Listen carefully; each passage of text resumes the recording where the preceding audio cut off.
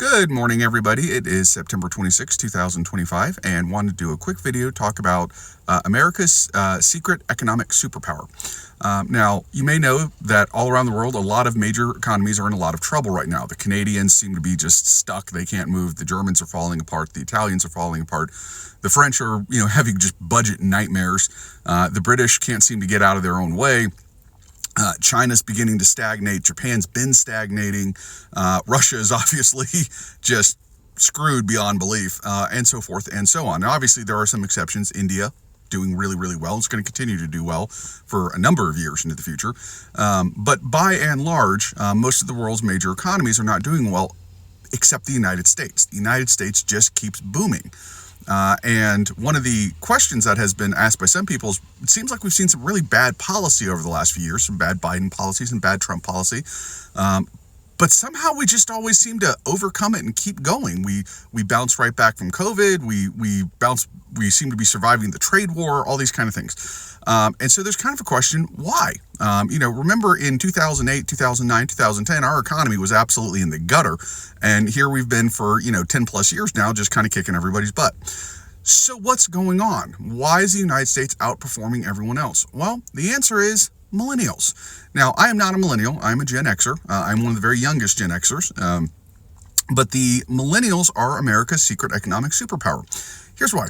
The American economy is 70% consumer driven, basically meaning as long as lots of people are buying lots of stuff, our economy booms. That is the way our entire economy is wired to work. It is designed to work on consumption.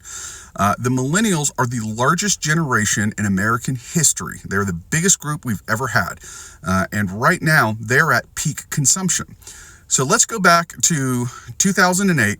The economy's crashing. Where are the millennials? The millennials, by and large, at that point, are in high school and college. Some of them are still in middle school. In other words, they don't really have any economic power. Over the next several years, what happens is the millennials start matriculating out of college. They start entering the workforce, and they start buying stuff. This is why the economy, remember Obama's first term, the economy just sucks, it sucks, it sucks. Second term, it's not exactly doing great or anything, but it's steadily improving. It's like every year is better than the year before. We're just getting better and better. What's happening? The millennials are coming out. They're joining the workforce. They're buying stuff. Now, they're young, so they're buying the stuff young people do. Beer, pizza, they're renting apartments. They're buying cheap cars, buying cheap furniture, buying cheap pots and pans and linens and things like that. Then something happens. They start getting into their mid-30s, around the mid-20-teens. As they start getting into their mid-30s, they start buying all that same stuff again.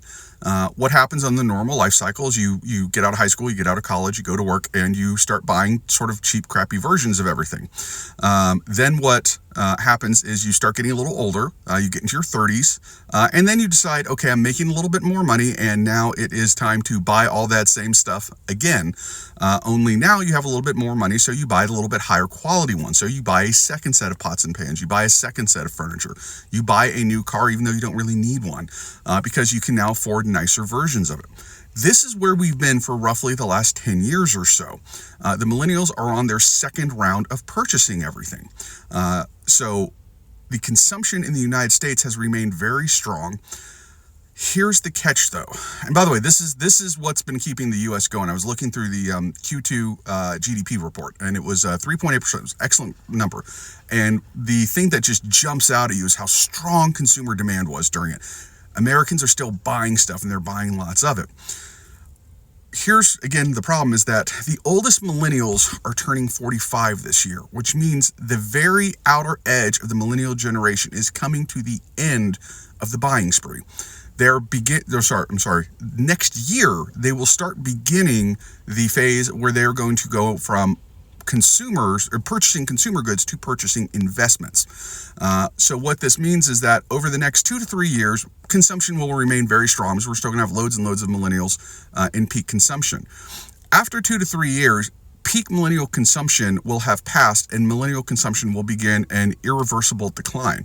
Now, the good news is, even for 3 or 4 years after that, it's still going to be really strong, even though it's going to be declining, because it's going to be declining from peak. It's like coming down from the top of the mountain.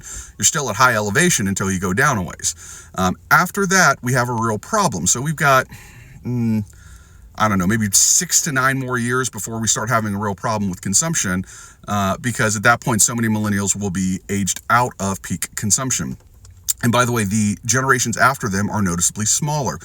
So there will not be enough, I think Gen Z is the next one, there will not be enough Gen Zers out there to replace the millennials, just like there were not enough Gen Xers to replace the boomers. Going back to 2008, one of the reasons that the United States had such a hard time getting out of that recession, aside from the fact that the recession was just horrible in and of itself, was that my generation, Gen X, was relatively small.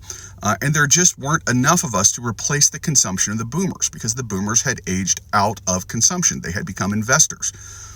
Now, here's the good news, though. As millennials become investors, it means the cost of capital is going to go low because they're going to be throwing so much money into the system.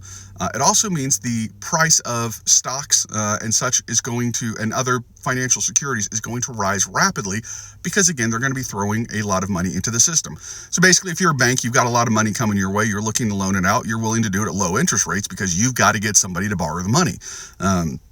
On the other hand, if you're holding an index fund or something along those lines, it's probably going to go up, up, up, up, up, because there's going to be millions and millions of millennials buying every stock they can get their hands on.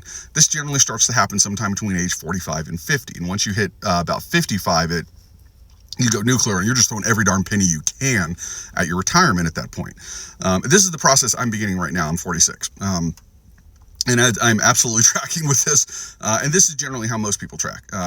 So what that means is that the U.S. economy is relatively bulletproof for at least another 6 years, maybe a little longer than that.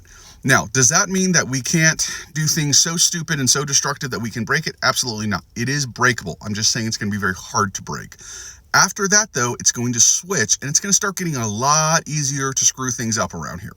Now, the good news, though, is that the capital markets and the stock markets, things like that, they're going to do really well during this time. Everything else is going to suck. So nobody likes the millennials. We all like to make fun of them. I like to make fun of them. But at the end of the day, we need to realize that the millennials are largely what has saved the United States. The millennials are really what pulled us out of the Great Recession, and the millennials are really why we have managed to weather all the storms the last several years as well as we have, and we have weathered them better than just about any other country on earth. So enjoy this time, enjoy the next few years while we have the millennials and their peak consumption driving our economy, because after them, there is no other generation on the horizon that's going to be big enough to do what they have done. We had the boomers do it first, now the millennials have done it, and after the millennials, there is no replacement. The millennials have not had enough children to produce a generation as large as they are. Their children will be a relatively large generation, it'll be a lot bigger than, say, the children of Gen X, but it's not going to be that big of a generation. So enjoy these times. Be happy that we have the millennials. I will still continue to